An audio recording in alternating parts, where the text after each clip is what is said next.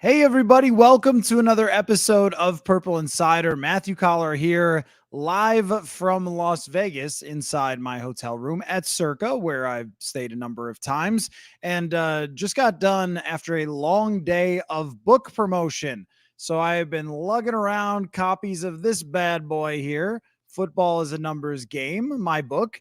And I was on a very long list of radio stations, thanks to my friend at XM Sirius, Matt Stopsky, who booked me for a bunch of spots. So I was on, how about this, Manny? You'll appreciate this, with Ed McCaffrey and Solomon Wilcots this morning to start it Nice. out, which was great.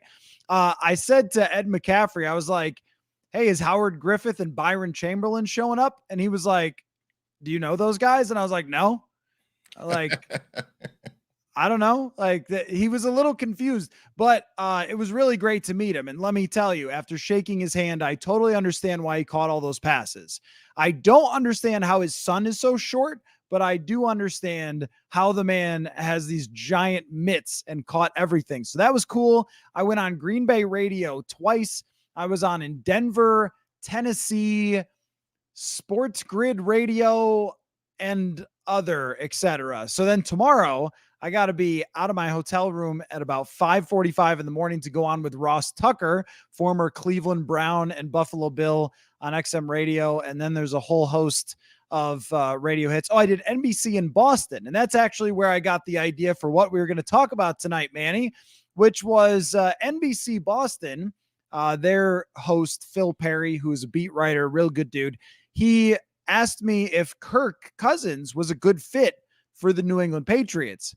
And I said, no, I don't think he's a good fit at all for the New England Patriots. But you know what a theme was from Radio Row today, Manny? It was that every radio hit I did, and they all know that I cover the Vikings as well. Every radio hit was like, so Kirk Cousins isn't coming back, right? Nobody could make any sense of any reason why, from their outside perspective, from the perspective of a Green Bay host, a Boston host, a Tennessee host, Denver, why the Vikings would bring back Kirk Cousins. And I guess as we've gone along, I've felt more that he will be playing somewhere else. But I also thought it was interesting that just other people in the industry believe that he's going to use his free agency to sign with the best team possible, and that's not this team. So your reaction?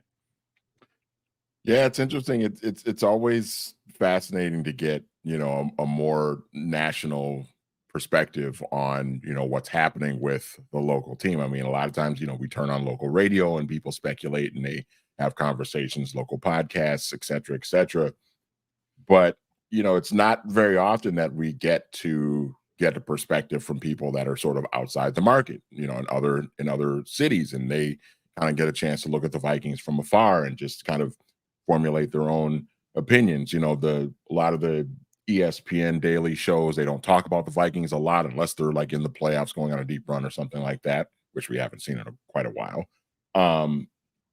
So it's always really interesting to see what other people have to say. And I'll be honest, I'm not terribly surprised that there are a lot of other people outside of the Twin Cities and Minnesota that kind of have this opinion that you and I have had about this situation, that it makes more sense for Kirk Cousins to go and play somewhere else with a team that might be better, in a better position to contend and try and compete for a championship right now. So I'm not terribly shocked by that.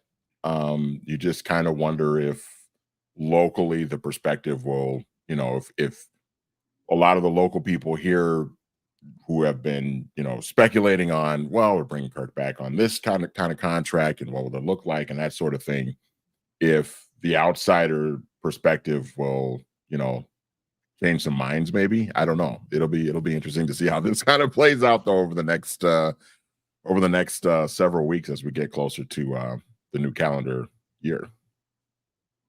Yeah, I don't think that the Tennessee radio hosts are going to push the Vikings to move on from Cousins. No, I'm just kidding.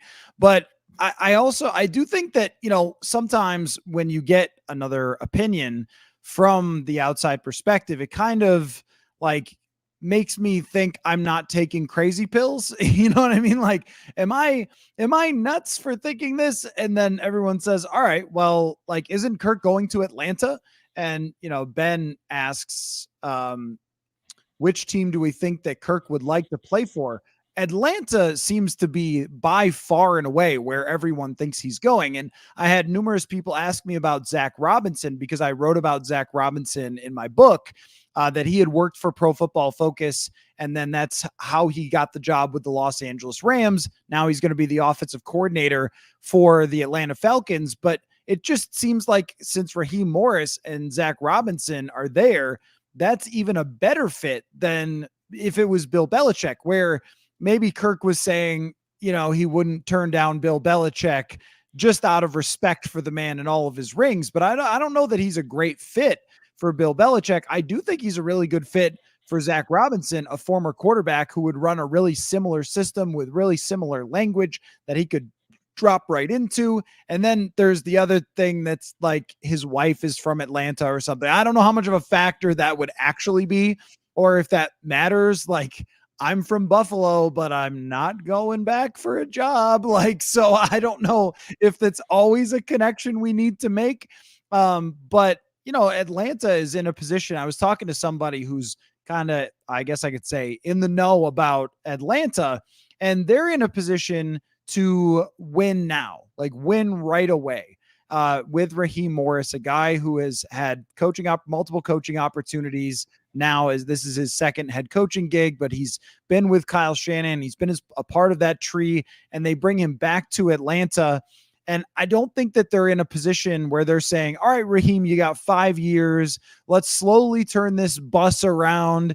This is a team that fired its head coach because they thought they should have been winning already this year. And there's going to be a ton of pressure to win right now there, which to me points much more toward Kirk Cousins. And I was talking with the New England Patriots reporter just about how, like, why would anyone sign Kirk that wasn't in a win now window? And that includes the Vikings. It definitely includes the New England Patriots. I mean, they have no offense. The way the Vikings have no defense, they have no offense whatsoever. So I do think, like, right now, the odds and the arrows are sort of pointing in that direction. And every interview Kirk Cousins does, every single one, it pushes me a little bit more toward he wants to hit free agency, because he was doing another one the other day. And I know that interviews, again, just like where his wife is from, is not great evidence, but we're trying to parse through anything we've got here, Manny.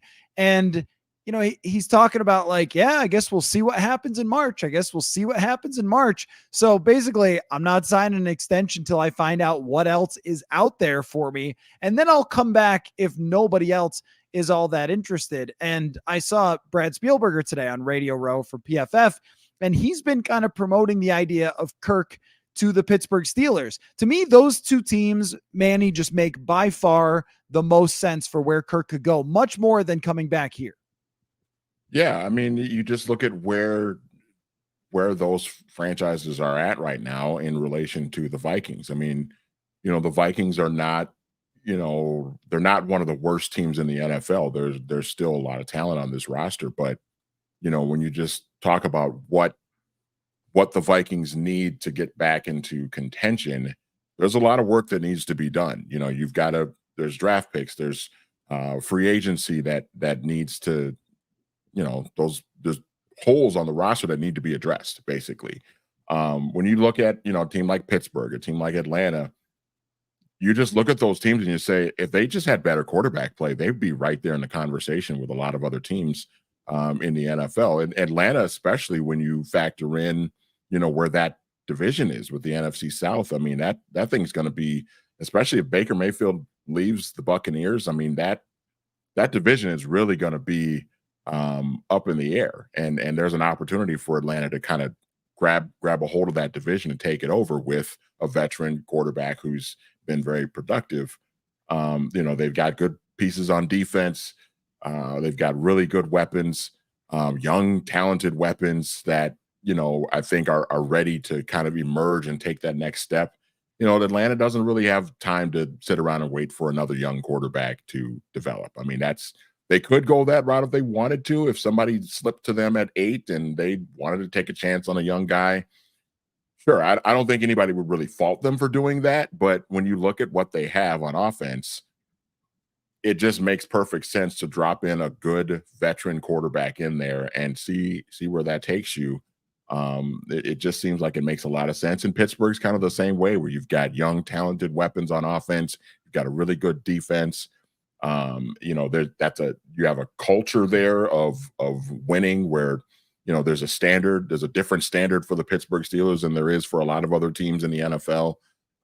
So the thought is you drop in a veteran quarterback there and you go forward. So it just seems to make the most sense for both of those teams. And with Kirk, I mean, how many quarterbacks, Matthew, do we see get a chance to hit free agency like twice in their career with an opportunity to like make big money both times? You know what I mean? We see older guys, get cut from different teams, and they sign, really friendly deals and that sort of thing because they just want to win. But, Kirk's got a chance to make some pretty good money in the offseason again, if he so chooses. So, and that's going to be twice now in his career that he's had that opportunity.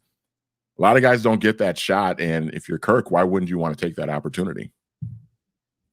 Well, Manny, it's not about the dollars. It's what the dollars represent, which I want to fit into every podcast. I also want Alchemist to make a beat out of that and just mix that in to like an old school chorus where it's a freestyle and then the chorus is just Alchemist doing his thing, or DJ Premier. Maybe some people understand what I'm saying. So this is like mildly interesting. I didn't think of this angle, but Arthur Blank being 85 years old probably is not into drafting a quarterback and slow playing. Someone else, I'm sorry, I lost it. Scrolling. Oh, here it is. Was talking about Justin Fields. Would you rather have Kirk or Justin Fields when it comes to the Atlanta Falcons? And I think the answer is probably Kirk, because Justin Fields isn't good. That's a big part of it. He's, I think, okay. Not the worst quarterback I've ever seen be a bust and not be re-signed by his team or be traded by his team.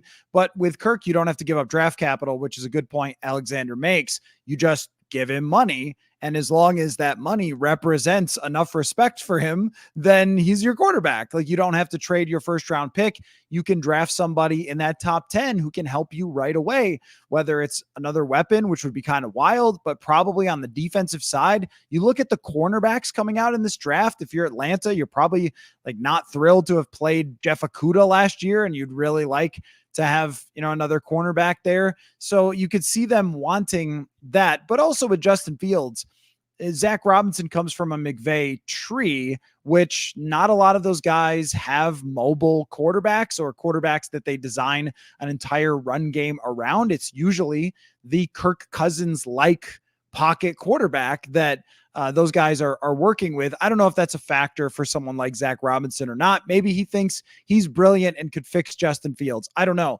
But Kirk being a proven commodity makes more sense to me.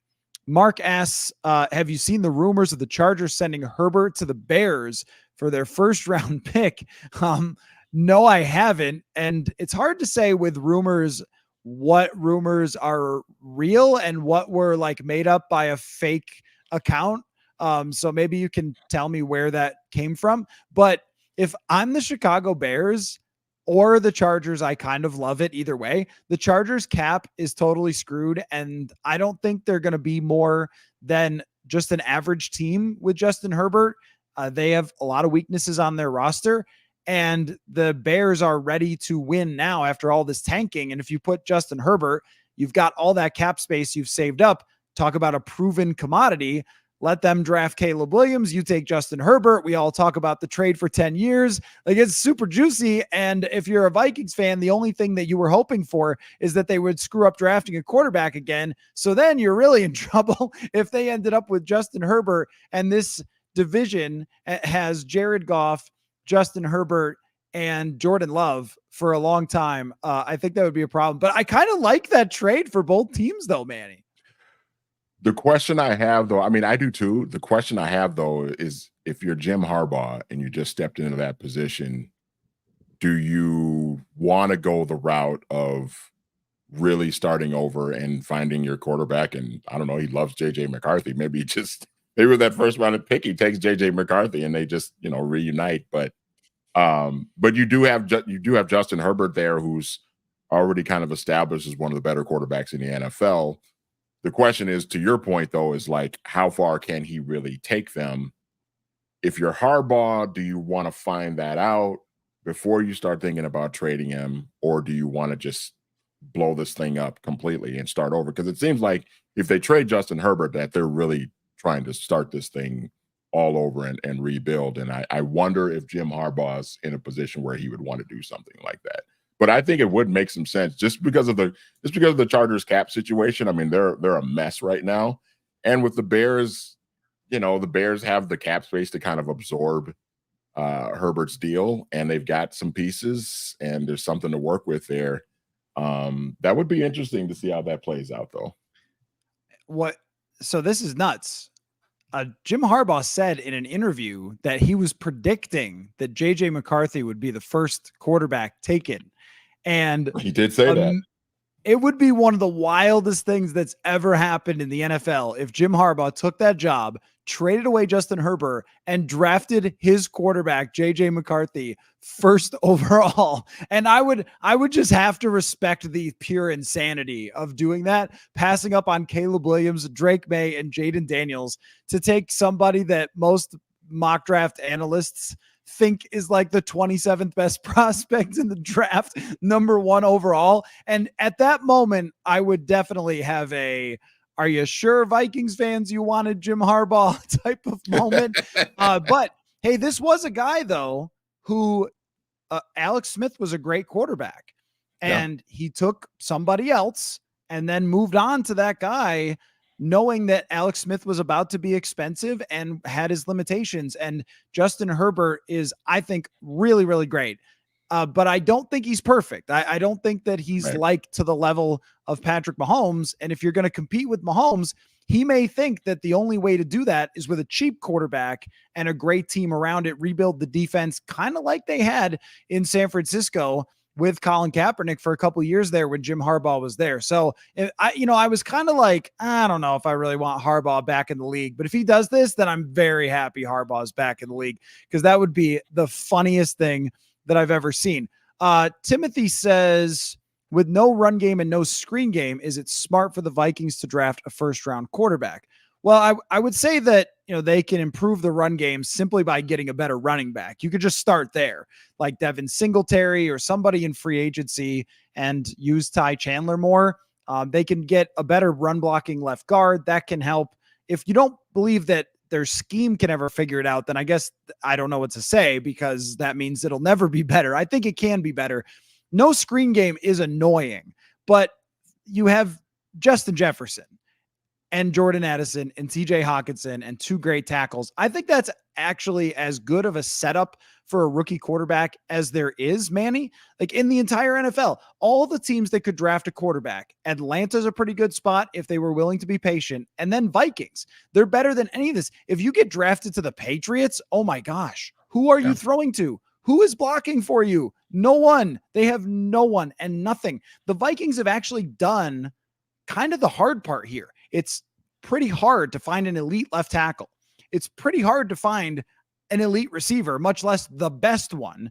It's pretty hard to find a really good secondary receiver and a good tight end. Like, you can fix a run game pretty fast. You get a lineman, you get a run game coordinator, you sign a free agent. Like, the Vikings went to the NFC Championship with Jerick McKinnon and Latavius Murray. You can do this. I believe in you. Screen game, Kevin O'Connell may just not ever understand in his life. I don't know what to do about that. But as far as, like, you're going to have open receivers to throw to, which would be the reason I would be confident in them drafting Bo Nix or Michael Penix or JJ McCarthy, because, one of the things that gets brought up is, well, does Bo Nix go through his progressions? All the progressions are just Justin Jefferson. That's the progression. You just throw to Justin Jefferson. If he's not open, somebody else will be. And he draws so much attention away. Like, There's a chart that was out there from our guys at Sumer Sports, Eric Eager, about how often your receivers are open that you're throwing to. No surprise, like the Vikings were toward the top of the list when Kirk Cousins was in. Like these receivers know how to get open. I think this is a great spot for a rookie quarterback to drop into, even for them to have success right away. Yeah, I agree. And I think ultimately when it comes to a young quarterback having success, you just want to try and make things as easy as possible, which I think, sometimes is why, having a good running game and a good screen game comes into the conversation, because you think about if you have those things, then yeah, that makes life easier for a young quarterback that you're trying to develop. But another way to make things easier for a young quarterback that's trying to develop is if he has Justin Jefferson and he's playing in a scheme where Justin Jefferson is open a lot. Even when teams are trying to double cover him, he finds ways to get open because he's that good. And then you have Jordan Addison, and you have one of the better tight ends in the league in TJ Hawkinson, and you have a line that has really improved over the last year or so in terms of pass protection. Those are all good ingredients for a young quarterback to have success. You just have to take the right one, the guy that can handle the position mentally and can take in a lot of things and lead and has good intangibles and all of those things. I think it's a really good spot. It's a really good situation. And then you have that young quarterback that's cheap. You have flexibility with your cap. You can go and get more pieces on defense or on offense if you want to add even more weapons and make life even easier for that young quarterback. It's a really good position, I think, for anybody that steps in. Huge Boy says, I feel like these guys are being Minnesota nice, pushing Kirk out, putting a positive spin on it. Look how good you'll be with another team. Go win with them. That's funny. I mean, look, we've spent a lot of time talking about the other reasons to not have Kirk Cousins, so that's not really new information. It was only interesting to me that the rest of the league people that I talked to, just, people who cover different teams, were all looking at the Vikings spot with Cousins, saying they can't figure out why they would bring him back, that he would be a better fit with other teams. So that's why we kind of brought it up from that perspective rather than hey, look, they've won one playoff game. And I got a crazy stat that somebody alerted me to that I have never thought of, Manny. This one, everyone just prepare yourselves. No one's driving and listening to YouTube, I hope, so I don't have to tell you to pull over, but just brace yourself. The Minnesota Vikings and the Philadelphia Eagles have the same number of playoff wins at US Bank Stadium. That's a fact. The same number of playoff wins. Hadn't even thought about that. Yep. Wow. So how's that for Minnesota nice? We know who that decision comes back to for why that would be. And that would be their decision to sign Kirk Cousins, for why they have no home playoff wins since he joined the team. And the Philadelphia Eagles have as many playoff wins at US Bank Stadium as the Minnesota Vikings. So there you go. Less Minnesota nice on that one. Dan says the Chargers would absorb a huge cap hit for trading Justin Herbert. I don't think it was realistic. I never thought that it was realistic that they would actually do that. I just sort of loved it. I thought hey, give me some wild trade that is Jim Harbaugh doing something insane, even if that's really bad division wise for the Minnesota Vikings. Do you want to hear what the Packers hosts thought, Manny? Absolutely. One guy was excited about Sean Mannion joining their organization, which I was surprised by, but I'll tell you this, I really mean this when I say huge congratulations to Sean Mannion at getting a coaching job with the Packers. One of the great interviews I've ever had would be with him as far as players in the Vikings locker room. Super intelligent guy.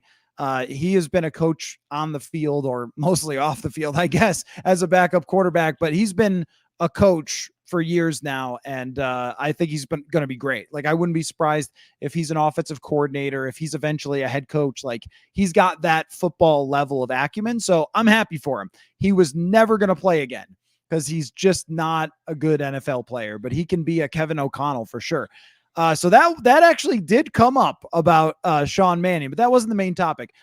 Bill Michaels, who everybody in Vikings land probably knows, a legend in Green Bay. I was on his show, and he said that he wants to see another year of Jordan Love before he decides that Jordan Love is great. And I was a little surprised by this, Manny, because and I've heard this from Vikings fans, I've gotten the stop saying Jordan Love's great. He hasn't won anything. Look, if Jordan Love played for you, you'd have his face tattooed on your chest by now. Yep. You'd be freaking out this offseason about how amazing you were set up for years. So let's not pretend that it didn't go really well. But how about this for a question, Manny? Bill Michaels, a little bit skeptical. He's seen a lot, and he's still got a little bit of this. He's no Favre, he's no Rodgers, but he runs the offense. I'm like, I don't know, man, that arm's pretty good. What level of skepticism should exist around Jordan Love after a really, truly great half a season? I think honestly, I think Packer fans should be over the moon right now, really, with what they've seen. I mean, just because, I think sometimes maybe it's just because the last pass of the season that he threw basically ended their season, and it was very Brett Favre-like, in terms of the type of interception that he threw.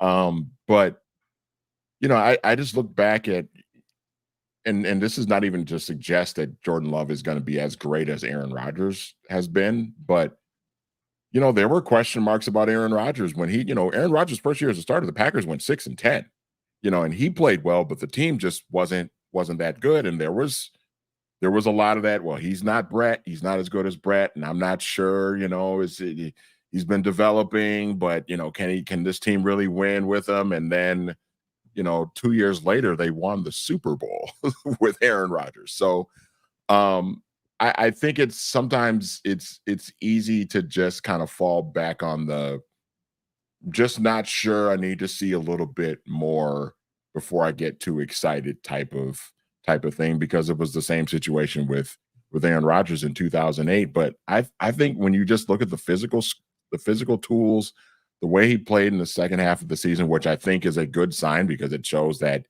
he can, adjust on the fly as the season goes along and get better. You know what I mean? I mean, Jordan Love got better as the season went along. That's what you want to see. You want him to be playing at his best at the right time during the season, and he did that. So I think it's a good sign. They got a young roster with other players on the team that are going to get better and better. I don't know how much trading Rodgers away, I know it impacted their cap this year. I don't know how much it's going to affect their cap going forward in future years. But, if that team gets enough cap space too, they're going to be able to add more talent. I mean, that's the Packers are going to be scary again. I like what I saw from Jordan Love, and I'm not, as somebody that grew up in Minnesota cheering for the Vikings, I don't want to say that, but I'm not gonna allow my eyes to lie to me from what I saw too. Like, this is, I want the Vikings to do what they need to do to get better and contend. But this division in the next couple of years, I think, is really going to be a dogfight with all four teams involved, with Detroit kind of at the forefront right now. I love that we lost like 10 people watching as soon as you were talking about how good Jordan Love looked to you. So that made me laugh. But here's what I would say.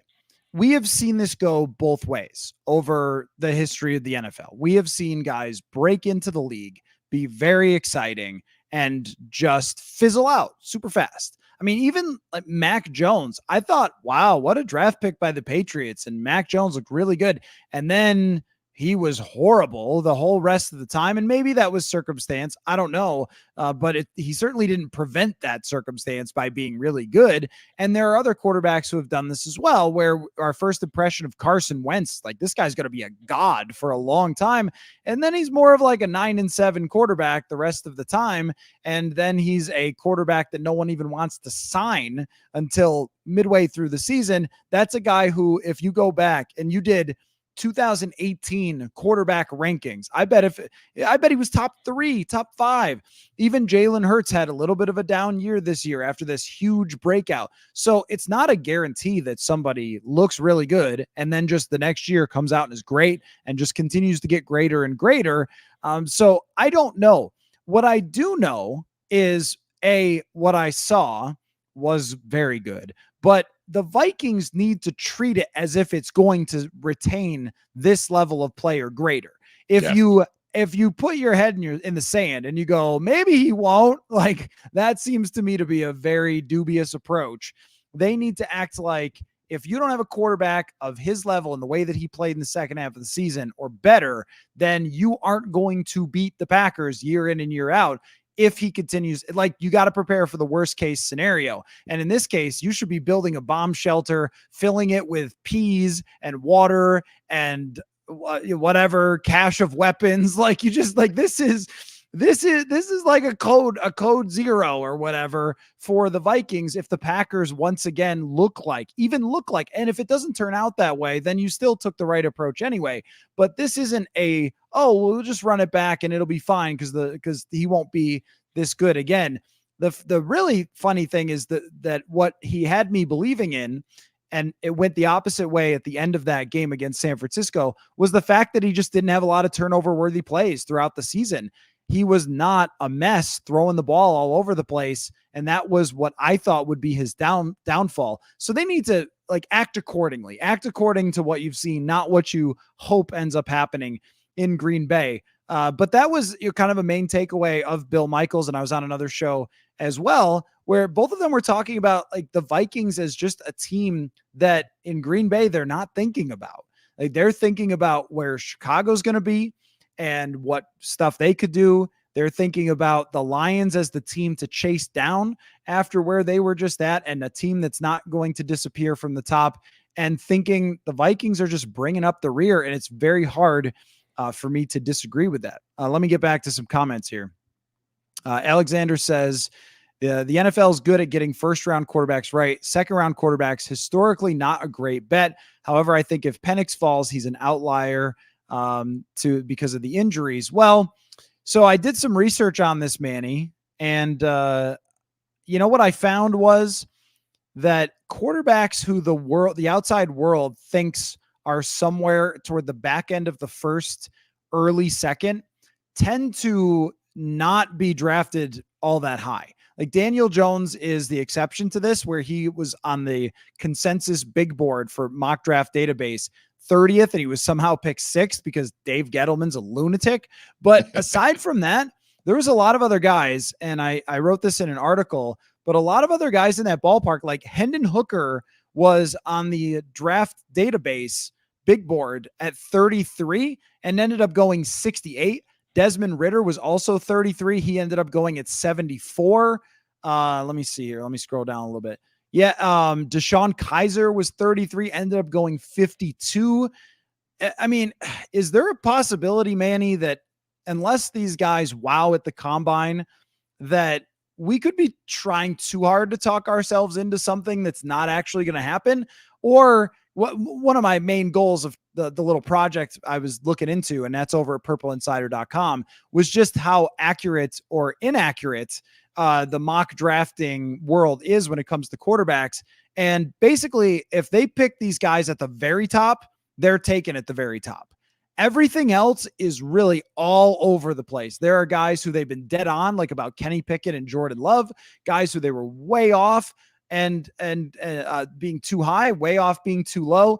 And I think that the world is really struggling to figure out where Bo Nix, JJ McCarthy, and Michael Penix fit into this thing. Yeah, and I think, the other part of that too is a lot of times the guys that are kind of thought to go towards either like the middle or the back of the first round, a lot of times they fall because teams are not, either they have a bad combine, or sometimes those teams, and it kind of makes sense because they're picking towards the end of the first round. Those teams aren't looking for young quarterbacks because they typically have one. And so they're thinking like, well, we need to go in a different direction, in terms of, who we use our first round pick on. But then, yeah, you also get some of those guys that are not as well thought of as we initially thought, because we look at a few mocks here and there. And I mean, Will Levis is really a perfect example where people had him going, I think, like in the top 5, like 4th overall or something in some mocks, and he ended up not getting taken in the first round at all. And you sometimes you see those guys and you kind of forget about some of the flaws that they may have, you know what I mean? Because they get hyped up so much about, all the positive things about them. And then you tend to kind of ignore, like, okay, well, this guy's a little bit older in age. He's got this issue. He has this injury problem, and then that's why they end up following. So I'm kind of fascinated to see how this plays out for Bo Nix and Michael Penix, because I think there's a lot of things to like about both of those guys, as we talked about. But I think it's also fair to look at what they've done and look at their makeup and everything, and kind of maybe have some second thoughts about it, just because of, both of those guys are going to be 24 years old when the season starts.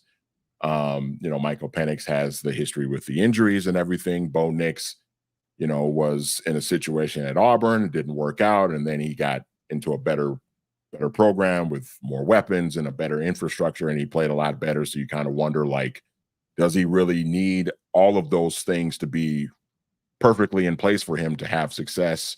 Can he be a guy that you turn the keys over to your franchise to? So there's a lot of question marks about both guys. I still like them both a lot. But if we get to that, that top half of the first round and nobody takes them, then you're starting to look at, like, some of the other teams, and you're like, well, why would they use a first round pick on a quarterback when they have somebody in place already? And then the next thing you know, Bo Nix is getting taken like 35th or something like that.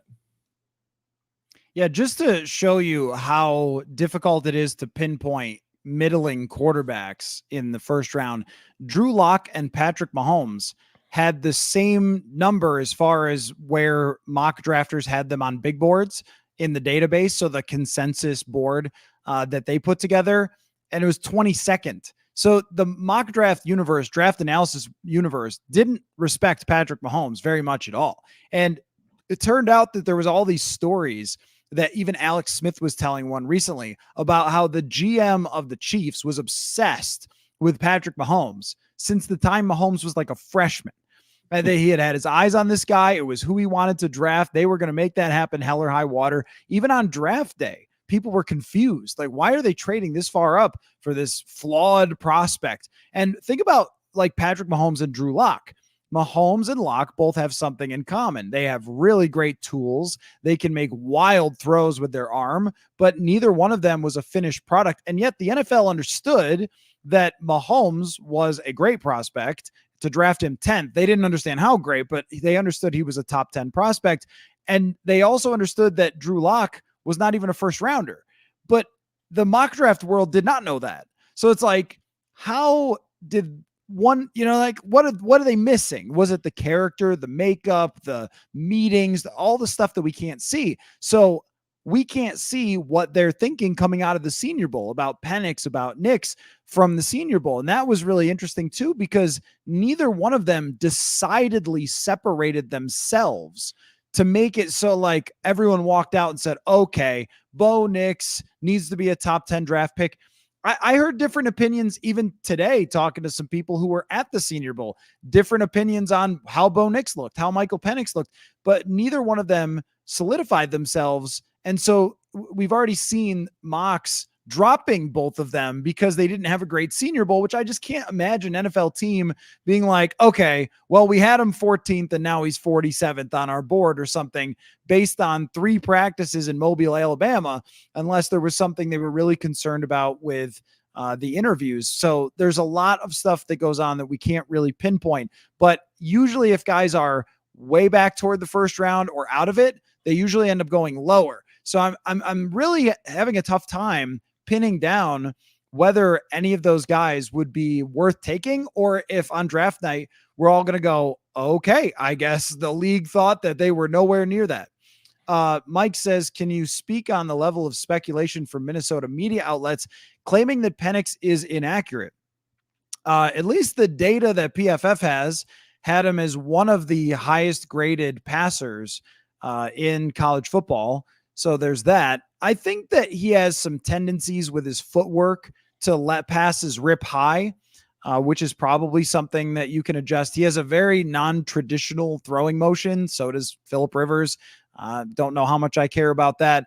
What I do know, though, is that the guy has two things. He has an absolute rocket, but he also has like really nice touch on the football down the field. So if he's throwing the ball 40 yards down the field, he seems to really be able to put the nice arc on it to get it over defenders, to guide it into receivers' hands.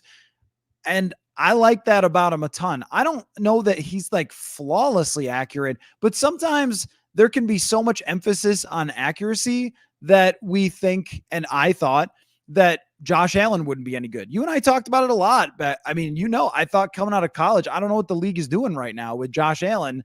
And it was the arm strength ultimately won out for him. But I think that it's really Penix's velocity and his deep touch that make him stand out. Maybe he isn't necessarily the most precise on some of these other passes, but I don't know how many people will be. Honestly, I honestly don't know how many quarterbacks are just going to be perfect. Even if you draft Jaden Daniels, like when you watch Jaden Daniels, you'll see 3 or 4 passes where you're like, not sure what happened there, buddy. You also see 3 or 4 Jared Goff passes that you're like, I don't know what happened there, buddy. So I don't know. If you're looking for a perfect prospect, Andrew Luck was already drafted a long time ago. Vikings didn't tank well enough to get him. Sorry, but everybody else is going to have questions. How about this, Manny? It's not draft season until a draft analyst says that a top quarterback could actually fall. And Lance Zierlein of NFL.com said that Drake May could be the guy who falls. So everybody can rise, everybody can fall, and nobody has any idea what they're doing. He can fall all the way to 11 if he wants. I'm totally fine with that. It's not going to happen, but I would be totally fine with that. That is exactly what I was thinking. I was like, yes, I agree. He should fall and free fall all the way to 11 and no later than 11. Yeah, I don't know. I'm sure that the person who told Lance Zierlein that was telling him what they thought.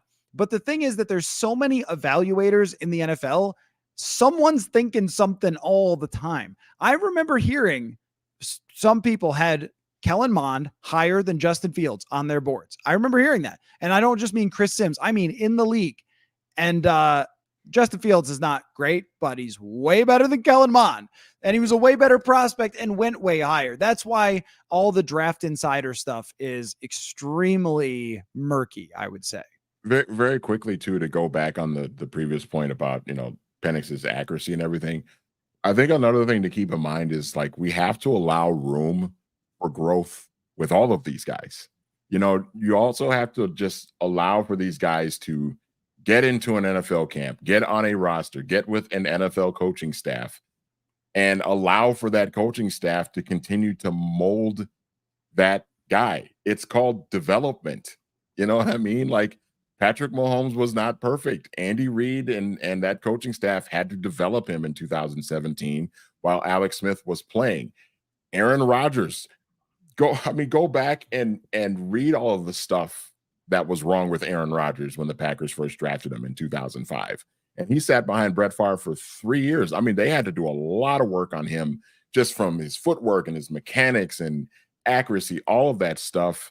And then he ended up being one of the greatest quarterbacks of all time. So you have to allow, I think, some room for growth and development for all of these guys before, determining, well, how accurate is he? Is he really accurate or not? And, the footwork, is his footwork good enough? Again, it just goes back to what I've said. Just draft a guy and develop him and hope that he turns out. And if it doesn't, you just draft another guy. Manny Hill thinks Michael Penix will be Aaron Rodgers. That is what he said. Yes. That's what I heard and nothing else. Matthew says, do you think it's more likely they draft an interior defensive line player with a high pick or an edge rusher? I mean, this is all if they don't draft quarterback, obviously, but I would say that based on the way things look, edge rusher seems to be a stronger class. There's maybe one interior defensive lineman, the guy from Illinois, that I've seen even mocked in the first round. The edge rusher from UCLA has gotten a lot of mocks to the Vikings, but I think it would have to just be, if you're not drafting a quarterback and your plan is to trade back into the first to try to take one of these guys, or wait and see if you could get them in the second round, if it's, Penix because of the injury history or whatever, you just got to take the best player available. That's the best corner. That's the best edge rusher. That's the best, whatever. The defensive line is a disaster, but if your guy isn't there, then pick a corner. Like, it's got to be something on defense, because that's my big issue with this entire roster. Well, it's not my big, it's their big issue with the roster, is that they are really far away. They're not a quick project away. This isn't like go into free agency for a weekend and stock up your defense over 1 or 2 days. This is a multi-season, multi-draft type of project, because there's no one who's even the next man up. Like, Josh Metellus kind of surprised us this year. Like, oh, okay, I guess they had something they were developing, but there's like no people on the defensive line. There aren't humans under contract. It's Patrick Jones, who would have to go from the worst graded edge rusher in the league by PFF to something pretty unlikely. DJ Wanham's a free agent. Jonathan Bullard played like 700 snaps, which is insane. You know how people are obsessed with how they should have drafted Jordan Davis? He played like 200 fewer snaps than Jonathan Bullard. Like, that's it's a rotational world. That's kind of the point. It's a rotational world when it comes to the D-line, and they got nothing, but they also don't have a shutdown corner at all. Jordan Hicks is a free agent as well, and he probably isn't going to come back because he's in his he almost lost his freaking leg last year. He probably wants to maybe go try to chase a championship. So, I think that they would need to start pretty much anywhere.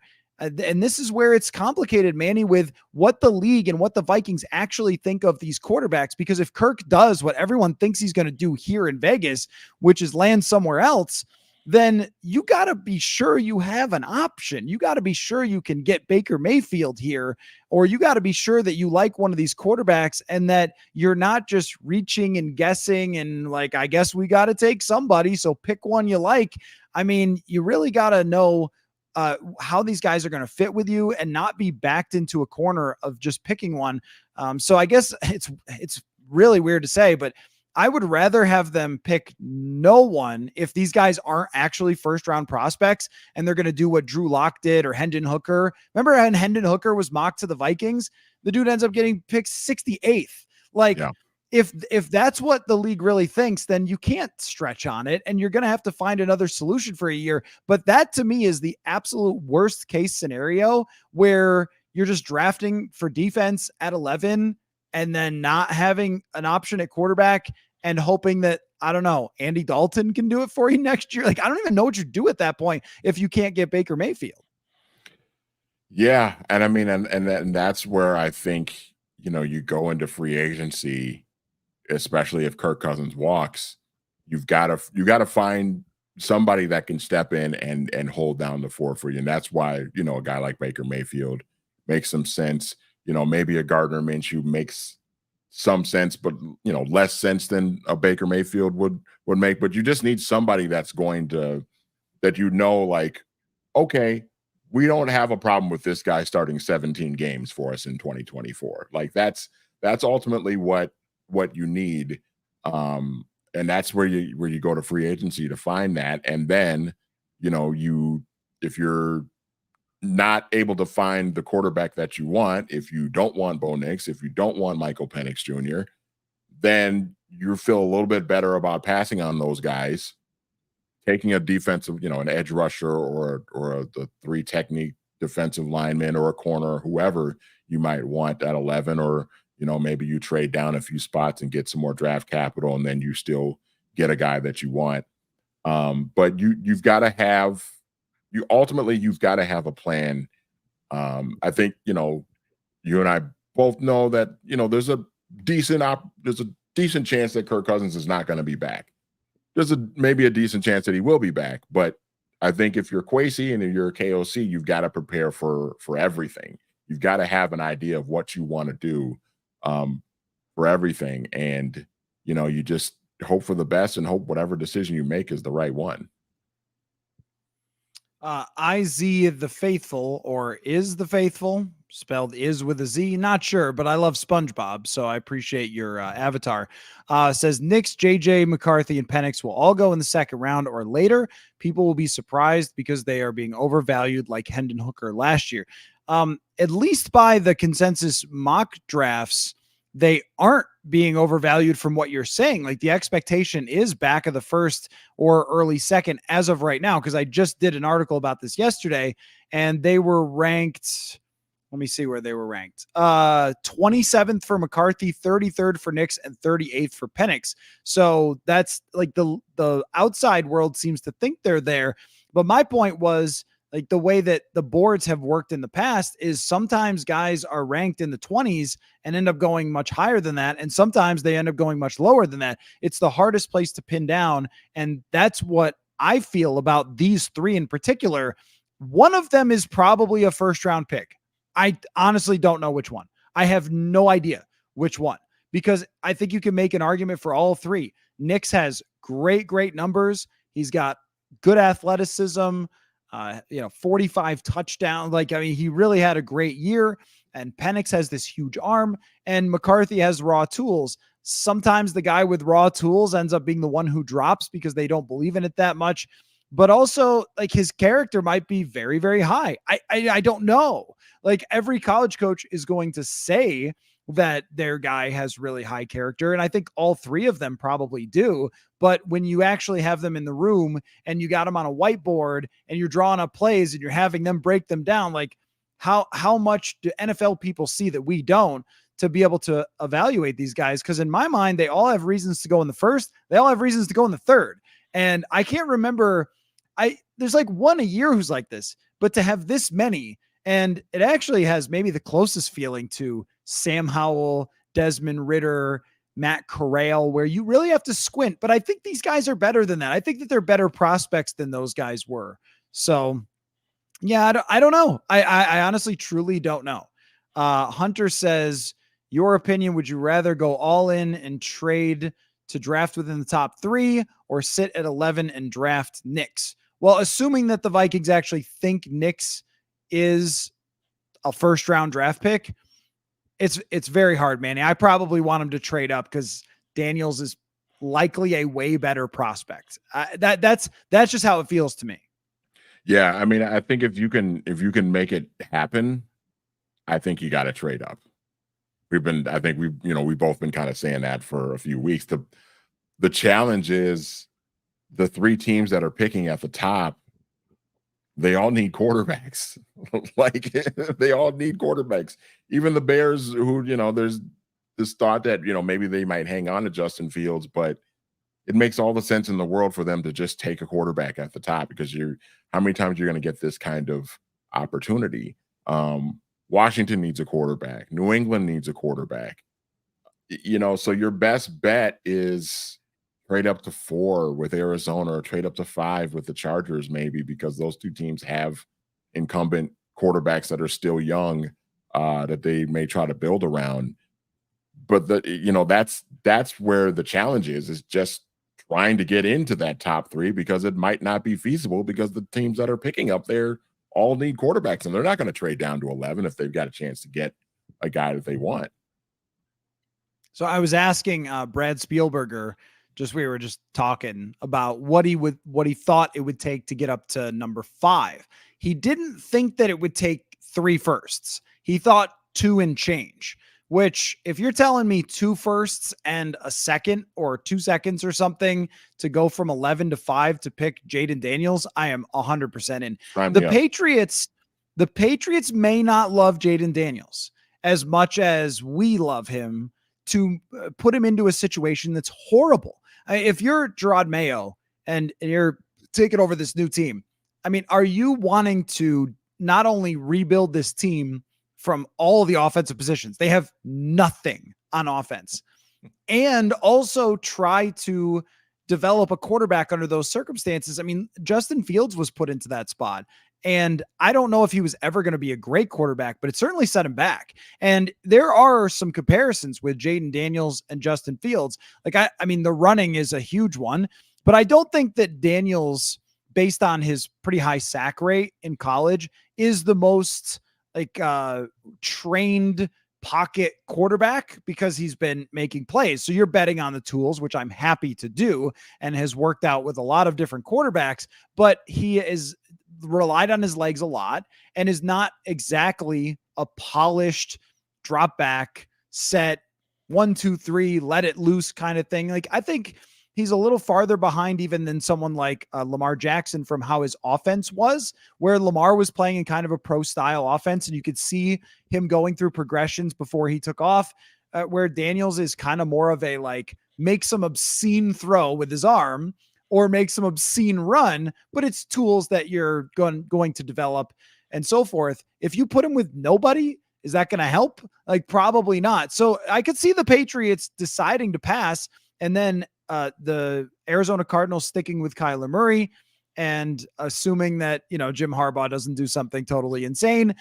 The Chargers look like a team to be able to do it. So that's what I've kind of targeted as, if it's going to happen, I think that's how it happens, is just that one team, the Patriots, says, we're not really sure. Or maybe, maybe Lance Zierlein's guy that he was talking to will be right.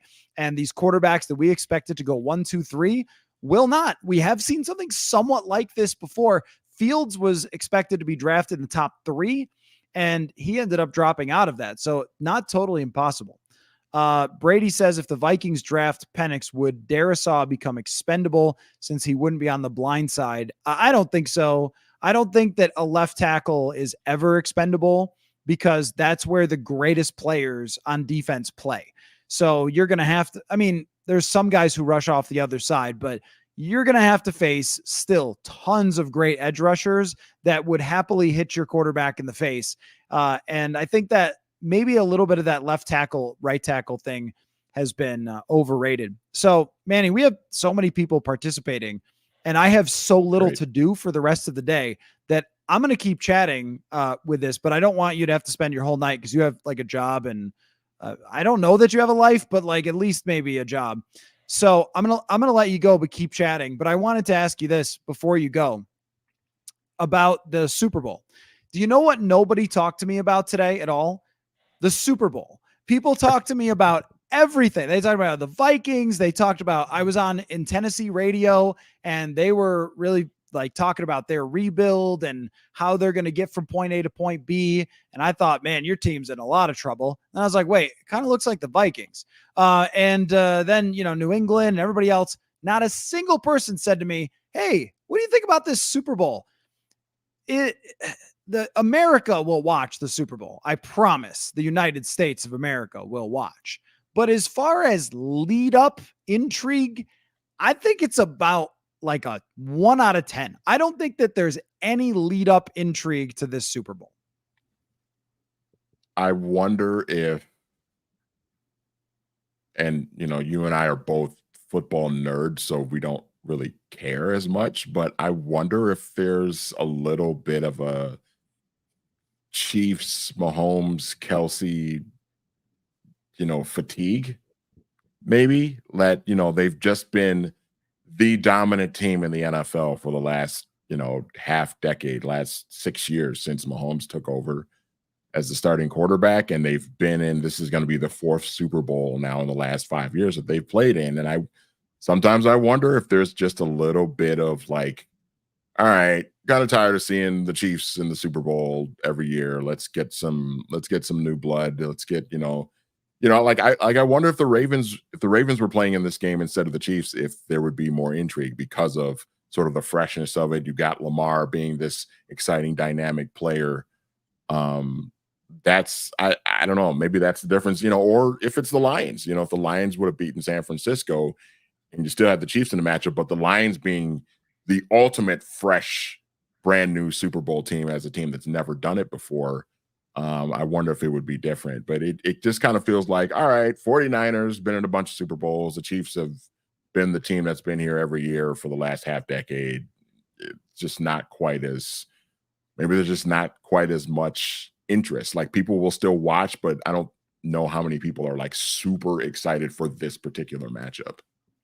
Yeah, I think that the actual game has the potential to be an unbelievably good Super Bowl. Yep. But do you need to hear anything more from Patrick Mahomes about anything in the lead up? Like, is he an intriguing player?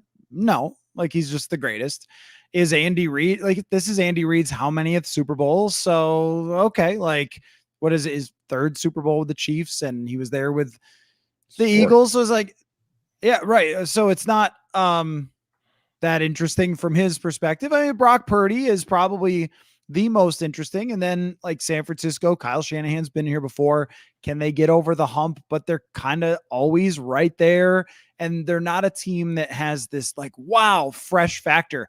And I'm going to reveal something here, Manny, that the Kansas City Chiefs and Taylor Swift are kind of a little bit perfect for each other because both of them deserve their flowers. They're incredibly successful, but everyone's sick of them.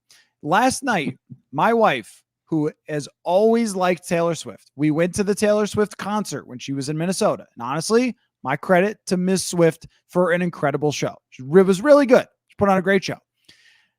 My wife said last night after the Grammys, I'm a little tired of Taylor Swift. And I was like, whoa, whoa, because it's just been so in your face. And like that, I think is what's caused this is there's really nothing interesting to say new about Taylor Swift or the Chiefs. There's no award they can win or championship or whatever that will be new or fresh or exciting. If they win, it'll be like, well, they got the best quarterback and there they go again. And that's great because, you know, all-time great players are fun and we should never get sick of all-time great players. But at the same time, there is a fatigue that exists with this. And even like the words Taylor Swift have gotten a little annoying. So like, I mean, I just, I was seeing like at the Super Bowl, all the people trying to like get pictures of Travis Kelce and everything else at the media event, which I was here for Radio Row, so I didn't go to that. But I think there's exhaustion for it, and the matchup is pretty straightforward. There isn't this like fascinating this guy versus this guy, this strategy versus that strategy. It's basically, is Mahomes going to do it to you too? That's basically what it is, right? And can Brock Purdy play better than he's played so far in the playoffs? See, I think it feels like a lot of the conversation leading up to the game is going to be about narratives versus actual matchups, actual in-game matchups. It's going to be, we're going to have a lot of comparisons of Patrick Mahomes and Brock Purdy. It's like, you know, Mahomes is the superstar, best quarterback in the league, and Brock Purdy is still kind of being questioned of like, how good is he really? Like, is he a product of the system and how good the team is? Like, which is kind of ridiculous at this point when the guy's playing in the freaking Super Bowl. Like, he's just good. But you know that that's going to be the conversation of two guys who are not really going to be matched up with each other at all on the field, are going to be compared to each other. And it's just going to be really, really annoying. I'm not looking forward to that part of it. I just want to fast forward to the game. I do think it'll be a great game, but I can kind of do without, you know, the lead up because it's just not going to be what I'm hoping for. I really felt that. Okay, Manny. Well, great stuff. You and I will talk on Thursday. And what I am going to do, I'd like you to do it as well. Here's your homework is let's put together a couple trivia questions for each other about the Super Bowl. And look, dumb it down a little for me. I'm not a freak like you. So I look, I'm into the history, as you know, but you are really a lunatic when it comes to this stuff. So I'm going to come up with some difficult questions for you that people can play along in the chat on Thursday night, and maybe make some halfway easy ones for me that I would have seen in the NFL Films recap watching it on NFL Network. But thanks as always for your time. I'm going to keep chatting, but we'll talk on Thursday. Sounds good. Looking forward to it. There you go. Manny Hill, whose head did not freeze today. That was quite an accomplishment. Is that because, let me switch my view here. Here's more of my hotel room and a line in front of me. For those just maybe joining, Hold on. I'll fix the line over my head. There it is. There we go. There's how it's supposed to look. So for those just joining, the reason I'm in a Las Vegas hotel room is I am here in Las Vegas to promote my book. So I have been going on a bunch of radio stations at Radio Row. I'm sorry to disappoint some of you that I'm not doing the show from Radio Row, but they actually shut it down by the time that we were going to do the show. So it's not like open right now, and I wouldn't have been able to do it. But there's some, I'm trying to post some pictures on Twitter and some of my appearances and stuff like that. But actually the Wi-Fi where I am in my hotel in Circa is quite a bit better than it is at the Radio Row. So it's probably easier to actually stream this to you guys here. Anyway, well, I'm really happy that we have such a huge crowd for the show tonight. Started off by just talking about how a lot of the interviews that I did, of course, the Kirk Cousins situation would come up for all of them. And I didn't run into anybody in a half a dozen or more NFL cities that thought it was a good idea for the Vikings to bring back Kirk Cousins.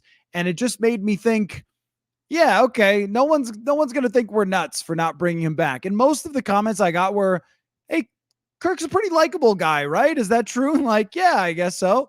He was our media good guy of the year and has endeared himself to this team. But I was also thinking when people were asking me about that, especially in New England, because I don't think he's a great fit for the Boston market, but it sort of struck me that would this even be a discussion if Cousins had not turned around his public perception? And he did it through legitimate leadership in the locker room, which he was empowered to do and had a good relationship with Kevin O'Connell. So it wasn't like something that was made up, but he made his public perception quite a bit different over the last year and a half, 2 years, or I guess year and a half worth of football games. If it had been like at the end of 2021, there would have been no discussion about this as far as him coming back. I think it would have entirely just been like, all right, on to the next quarterback. So I'm back a ways in the chat, but I'm going to work my way through for a little while longer. And then I got to preserve my voice. And I actually have to be up at like 5:30 in the morning tomorrow. So I'm going to finish up some other work in a bit, but we'll keep chatting for a little while. Mike says, does trading away multiple firsts to go for a top 3 guy scare you guys at all? Do you think they clearly are that much better prospects? I'm down for whatever. KO thinks that he deserves a shot. Yeah. So, if KOC thinks that he likes one of those quarterbacks, historically it's dangerous to trade all the way up to the top.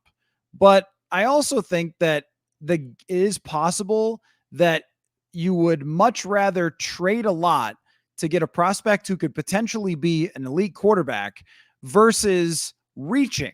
So those are kind of your two options if they think that these guys are in a similar ranking or spot as the mock draft world does, which thinks that all of them are back end of the first type prospects. Now, if you compare, would I rather trade down and take Michael Penix at 20 versus trading everything up to get Jaden Daniels? I still think trading up is probably the answer. It's really about whether that's possible or not. Like, that's the big thing, is can they actually do that?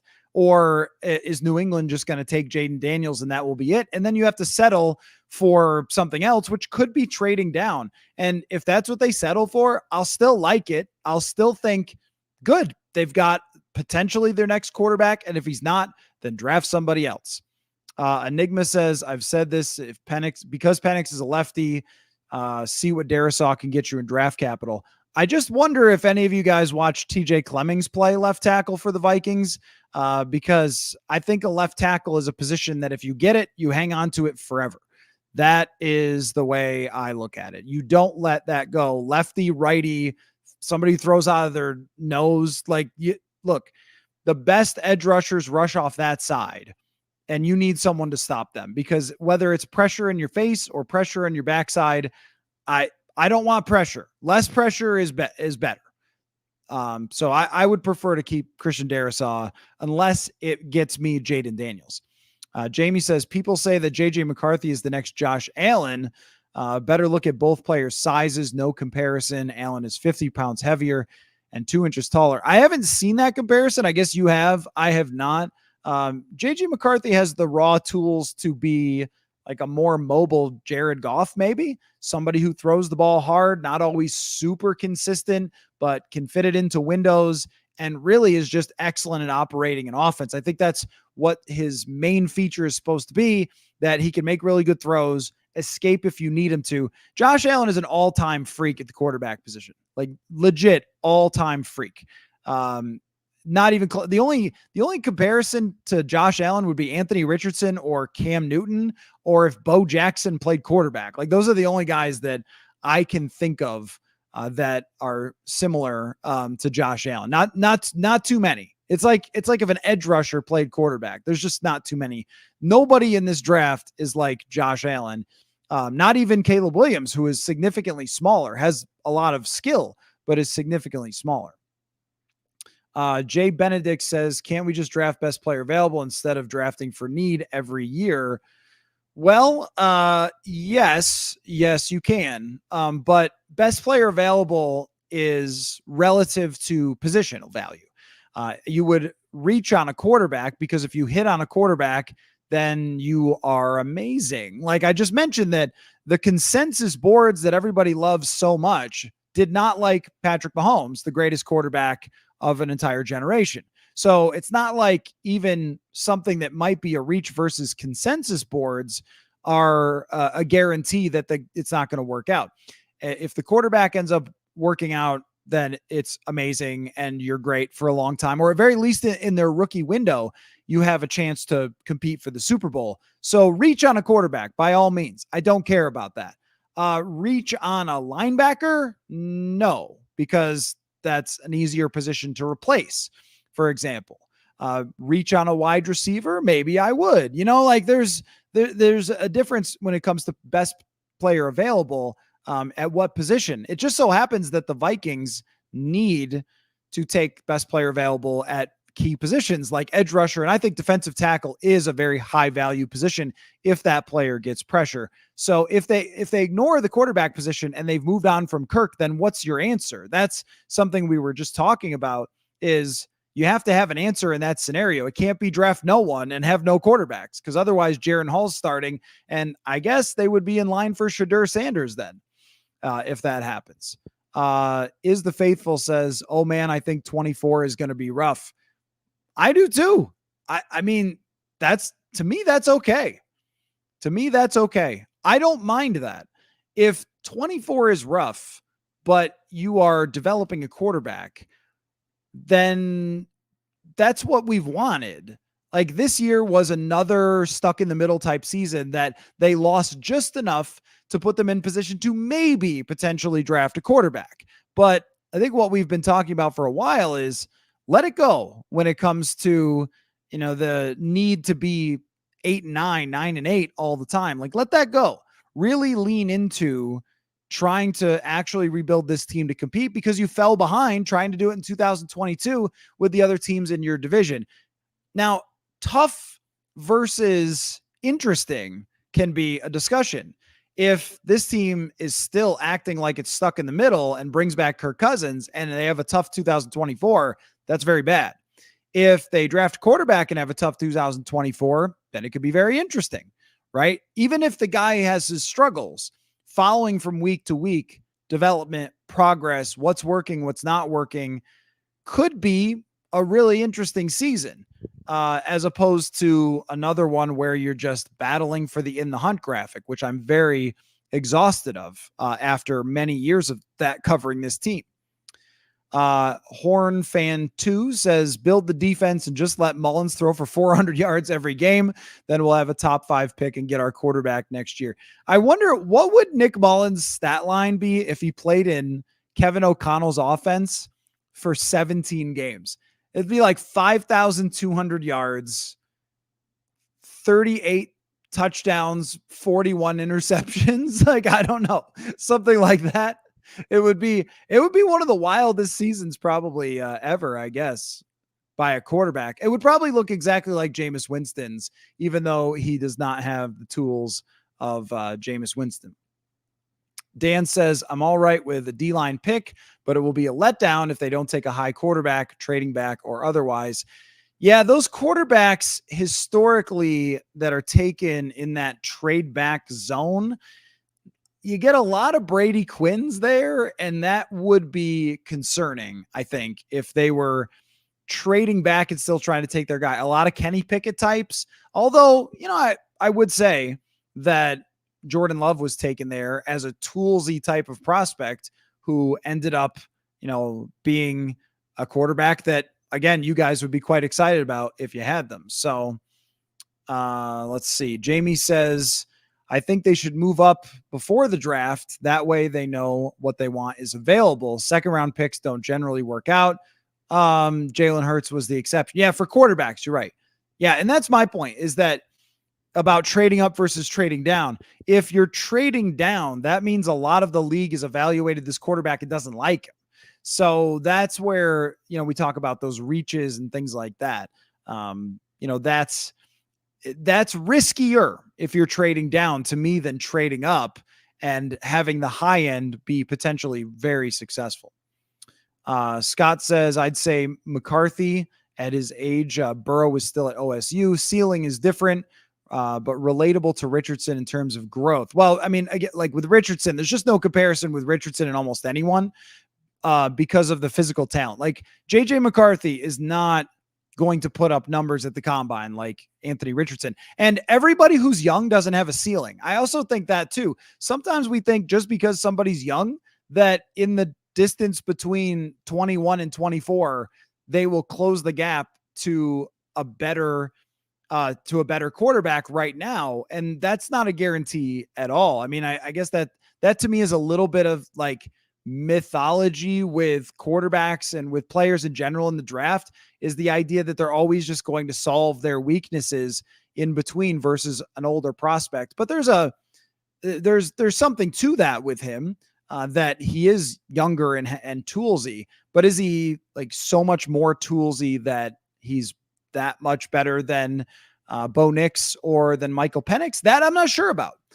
If they take him, then I'll say, great. Like, that's exactly what you're supposed to do. But I'm just not totally convinced that just because someone is younger, like Zach Wilson was younger and toolsy and just never figured it out. And so was Sam Darnold and never figured it out. And Joe Burrow is such a different situation. Like, I don't know.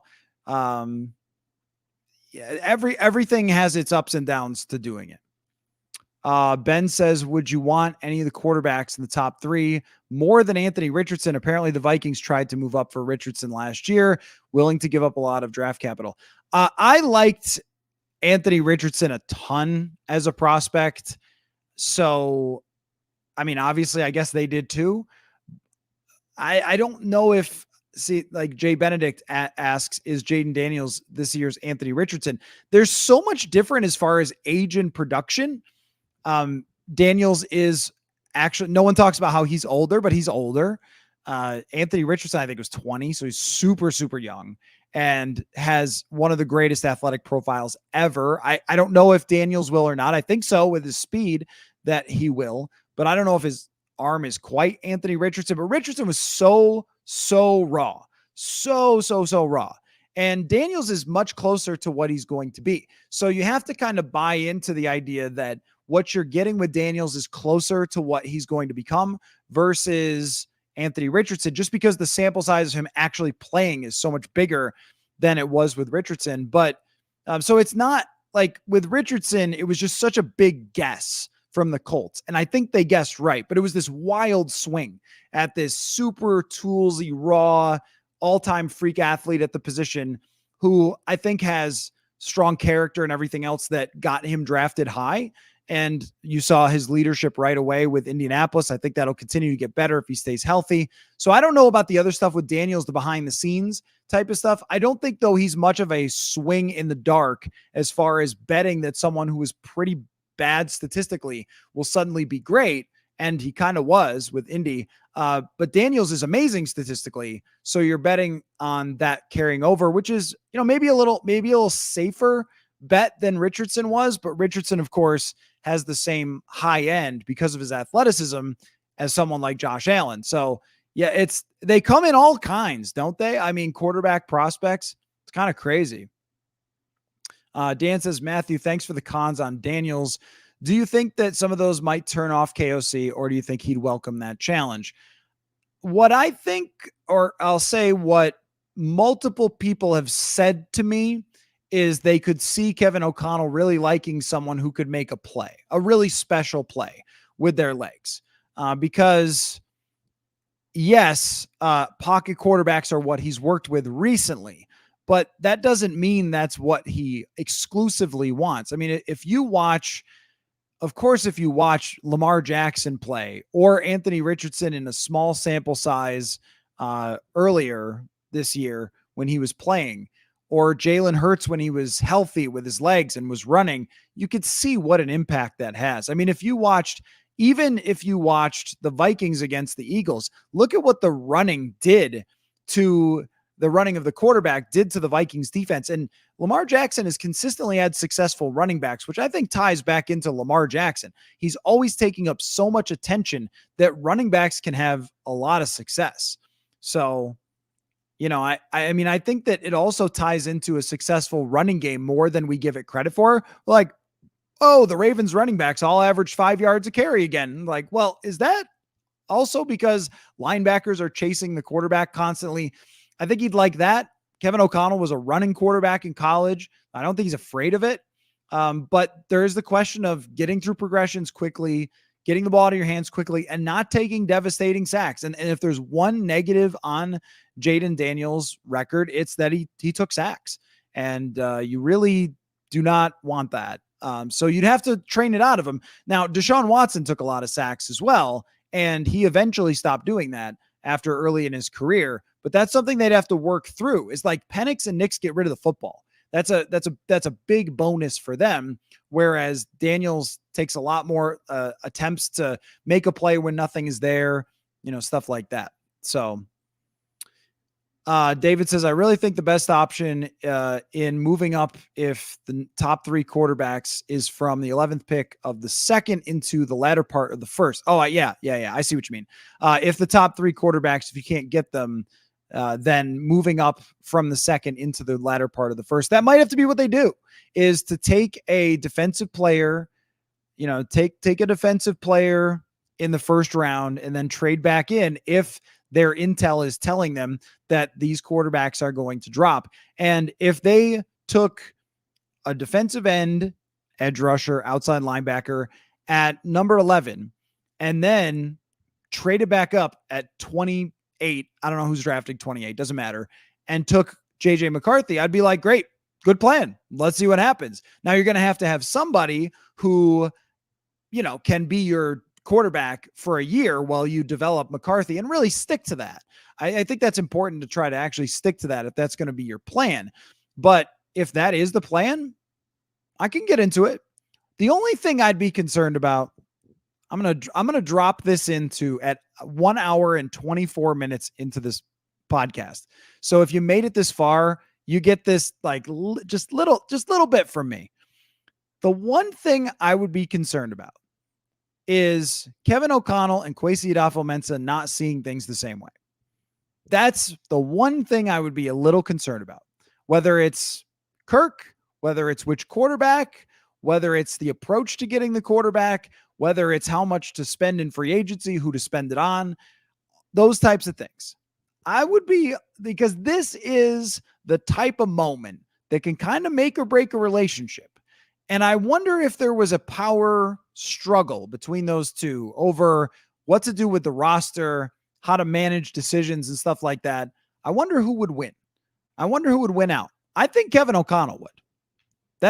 I'm just dropping that in late in the middle of this podcast that I have thought of this. That's all I'm going to say. I've thought of this possibility, because this decision is a huge one. And it's the type that pulls people apart. I'll tell you a quick story. A personnel person in the league told me about their team had traded up. I heard this story maybe a year ago, 2 years ago. They had traded up to take a player who didn't work out, and the player went bust. And then what started to happen was a lot of people inside the building were like, I didn't want that guy. I didn't think we should have traded up. And the person I was talking to, the personnel person, was like, wait a minute, we were all on the same page when we made that pick. But when things go wrong, people start to point fingers, or when directions that somebody wants to take aren't taken, then, there can be potential friction there. So that's something that I've been thinking about recently, is they better be on the same page, because if there's friction, I think Kevin O'Connell's the one they're going to pick over Kwesi Adofo-Mensah. I'm not sure about that, but that's what I think. All right, let's keep going. Let's see. Horn Fan 2 says, I believe we have 26 to 29 free agents. Hard to fill that many spots through a draft, especially if you sell your soul to move up for a top 3 spot. Yeah, no, I get it. And that's where this is not a 1-year thing. If you draft Jaden Daniels, you have, I believe, 6 seasons. Now, I know the rookie contract is 4, and then there's the 5th-year option. But if you look at the way that any of these quarterbacks' contracts are designed, at least through the 5th and sometimes through the 6th, it's pretty manageable. You've got that long of a runway to use your cap space to build around that player. Now, the Chargers wasted it all on Justin Herbert, but you don't have to fill all of those spots with great players tomorrow. It's impossible to do. But you can get the process started. You can get the ball rolling by having cap space and opportunity. And going into 2025, you could be a big spender. And it's more important that you get top end type of players than it is that you just get like average players. Like, you can find average players in free agency and so forth. It's really important that you get top end players. So if you get top end quarterback play, you can work around those other things. You could definitely work around those other things. All right, let me keep scrolling here. Well, I have to put all compliments on the screen. Horsefeathers said the book was great, so I hope your promo there generates lots of interest. Thank you, Horsefeathers. I'm really happy that you got it and that you enjoyed it. It was a really fun story to tell. And actually, I mean, it was really cool giving Ed McCaffrey my book. That was actually pretty cool. It was not cool lugging a book bag full of books through the Las Vegas airport, which, if you've been here, it's a hike to get out of there. That was not fun. Dan points out that the 2014 Vikings were a compelling, exciting team, 7-9. That's right. And went into that offseason excited. That's right. You can have that. You can have that exact recreation next year. You probably cannot have 2017 next year because you need just so much of a better roster. Let's see. Adnan, sorry if I'm pronouncing that wrong, says, I'm tired of just get a quarterback next year argument. Get your quarterback now. Stop delaying the inevitable. Well, you and I are on the same page with that. I guess all I'm saying is that quarterbacks who have been mocked in this range, like Hendon Hooker, like Desmond Ridder, sometimes they're just not first round quarterbacks. Now, I think that at least one of these guys is, but if they're not, then it's really hard to say to the Vikings, just grab one or whatever, if they're not evaluated that way. Jamie says scouts are saying the 2025 draft class won't be anything like 2024. Yeah, what I've heard about 2024 from the start was that it was going to be very good. And now we're like past the Senior Bowl going, wait, is it any good? I don't know. And we'll see what comes out at the NFL Combine. Those numbers on the mock draft database, they put charts of everybody's ups and downs. It's a fun website to toy around with. And what you see is that they fluctuate a lot during draft season. So right now they're projected late first, but that could change depending on intel that comes out and so forth. So, I don't know where those guys are going to land, but I am definitely team just take one, like just take a quarterback. The Vikings don't usually do that. I think that they should. It's just that if it's a Desmond Ridder situation and the league thinks the guy's a 3rd round pick, well, then I guess you can't do it, right? It's sort of like in a little bit like Will Levis, where the Vikings pass on him and go, oh, really? And the guy doesn't go till the 2nd round, early in the 2nd, but like, oh, all the teams thought the same thing. I get it now. Jay says tackles are cheaper and easier to find in free agency. Orlando Brown Jr., 16 per year than some of the premium positions. Do you agree? I do not agree with that, because the thing is that the reason tackles are cheaper in free agency is because they never become free agents, not the great ones. Orlando Brown Jr. is just the guy. Like, respect to him. Mahomes was able to win a Super Bowl with him as his tackle. So he's got a ring. He doesn't have to give it back because I said he's not that great. He's not Christian Darrisaw. If you have a great left tackle, it's a cheat code. It's to me, it's still one of the most important positions on the field, both tackles. Pressure, like, go look at the numbers from when a quarterback is under pressure and when they aren't. It matters a lot. It matters a lot when guys are under pressure. I mean, quarterback ratings drop by 40 points when somebody's under pressure, 30 points when someone's under pressure. If I can keep them from allowing the best player on the other team rushing the passer to get after my quarterback, lefty, righty, don't matter. That's a guy I'm keeping. That's a guy I'm paying. That's very important to me. Spencer says, hypothetical, would you trade up to pick 6 or 7 if there was a Teddy Bridgewater duplicate? We could call him Freddie Ridgewater. Well, if you told me that quarterback was going to become where Teddy was headed with his career, like won a division, played very well in a run-first offense, and then was about to explode with good wide receivers, because remember, in 2015, he had very bad receiving. They had Mike Wallace, Charles Johnson, like Diggs was just showing up. If you were going to give Teddy Bridgewater, Diggs, Thielen after that, then I think his numbers were going to increase. He was going to get better. Never happened because of the knee injury, etc. But if you were telling me that someone could give you that level of where I think he was going, which was probably going to be a top 10 quarterback, but not a top 5, maybe 10-ish, I would absolutely take the 13th best quarterback in the NFL on a rookie contract. I would not take him on a $40 million contract. I would take him on a $10 million contract. So if that's what Teddy was going to become and you had to pick him high, absolutely, because of the advantages for being able to build around that player. Adnan says, our situation is perfect for a rookie quarterback to progress. 2 premium tackles, great weapons. You really can't lose there. Yeah, I mean, that's the thing, is when we talk about the odds, one of the things that we do is we look back in history. We go, all right, who succeeded, who failed? Like, that's how we do it. How many succeeded, how many failed? But out of 30 quarterbacks who've been taken in the first or second, I don't know how many have, but let's just say the last 30, how much did situation play into all of it? And look, Patrick Mahomes was probably going to be good for anybody. I know I've heard the like, oh, well, he got with Andy Reid. It helps, but the guy is so freakishly gifted. But how many quarterbacks who are good, how many quarterbacks end up being good because of the situation? If Jordan Love plays right away, are we talking about today? I mean, maybe he'd fight through it, or maybe he'd have his confidence destroyed. If Justin Fields lands in the right situation, does he develop faster and become a better quarterback by now?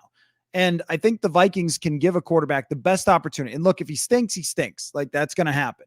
But I think you have a chance to weigh those odds in your favor. So I saw a tweet of like, only 38% of quarterbacks who are first rounders are successful. And of course they said that like Ryan Tannehill wasn't a good pick.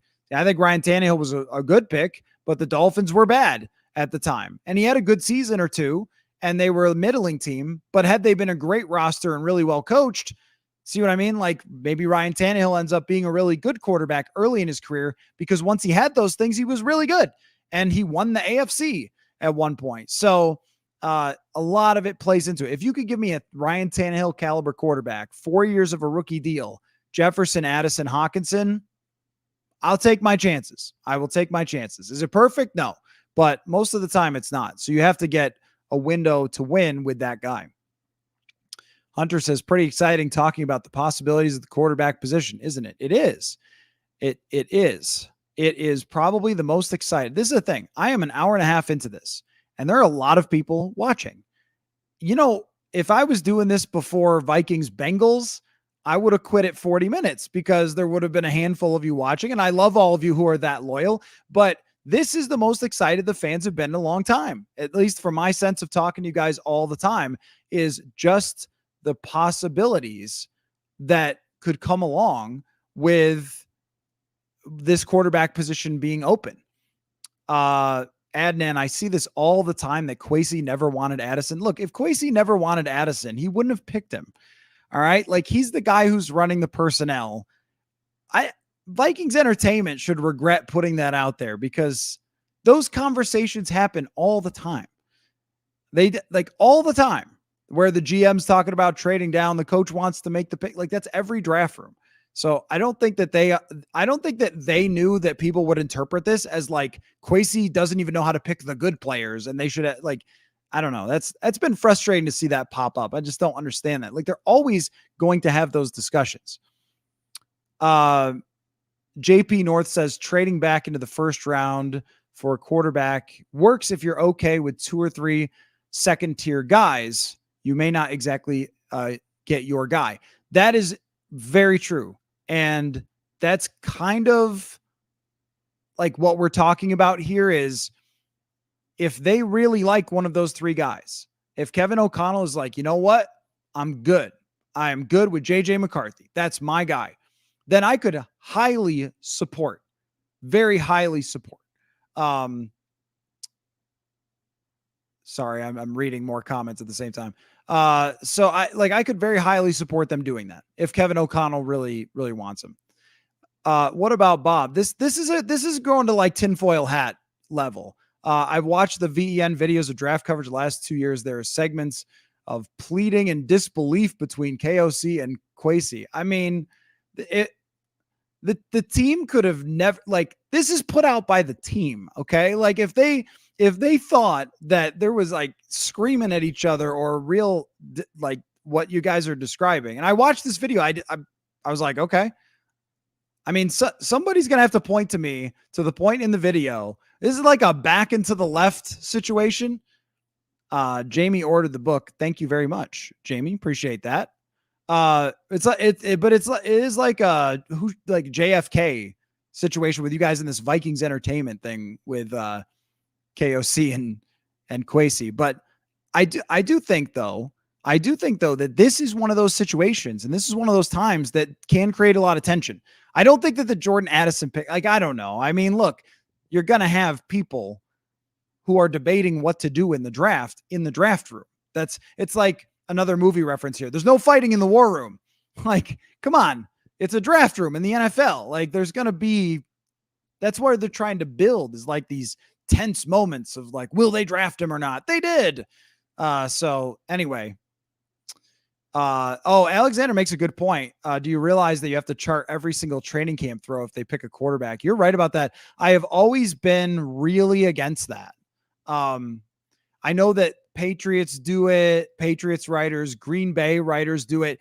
Jordan Love went 6 for 9 today. And I'm like, okay, that's good, I guess. Usually I go off of the feel, do I feel like the offense was operating well in training camp? And I don't track, but people will be very interested in what the numbers are. So they probably will want us to track and tell you, hey, he was, 8 for 14 or something. Yeah, I don't know. Dr. Strangelove, that is correct. Yes, no fighting in the war room. I knew somebody would get it. Good job. Good job. All-time great movie. Ben says, how about taking an edge, corner, DT, and your top 4 couldn't be bad. Take Rattler early on. Well, I mean, look, nothing is going to be more helpful than the quarterback. The quarterback will solve a lot of other problems. That's the thing, is that it all trickles down from there. I was arguing with somebody about Patrick Mahomes, and I was like, well, Kansas City did the right thing moving on from Tyreek Hill. And their argument was like, can you imagine how good the Chiefs offense would be if they had Tyreek Hill? And I said, good enough to be in the Super Bowl? I mean, and like twice in a row. And yes, that's a little bit of an outlier situation as far as a quarterback completely solving all of your problems like Mahomes, but they do it in lots of different ways. And some of it could be, like I mentioned about Jaden Daniels impacting the run game. Some of it could just be that you have money to get those things. Like if you're drafting Spencer Rattler in the 4th, the chances that actually works are extremely, extremely low. I mean, that's like a 1 in 25 type of draft pick that's going to work in the 4th. I mean, I would rather take my coin flip with the 1st and then figure out the rest later. And the reality is you're just not going to be able to do it very quickly. It's going to take a little bit of time. So we'll see how it all kind of plays out. Anyway, well, I'm going to talk with Jeremiah Searles tomorrow. We're trying to set it up amidst all the radio hits. Again, I mean, I guess I should show you guys the book again, because that's why I'm out in Vegas here. Football is a numbers game. Sorry that there's a Philadelphia Eagle on the front. There's a reason for that. You'll have to read the book to find out why. But thanks so much, everybody, for hanging out. This has been a really awesome and energetic chat, and had no plans to actually go on for this long because I have to get up early tomorrow, but I was just loving it. So thanks everybody for participating. Had a lot of fun with you guys. I'll be back home on Thursday night. We'll go live. Might do it Wednesday too. I'm flying back on Wednesday, so I might go live and do another chat with you guys doing this.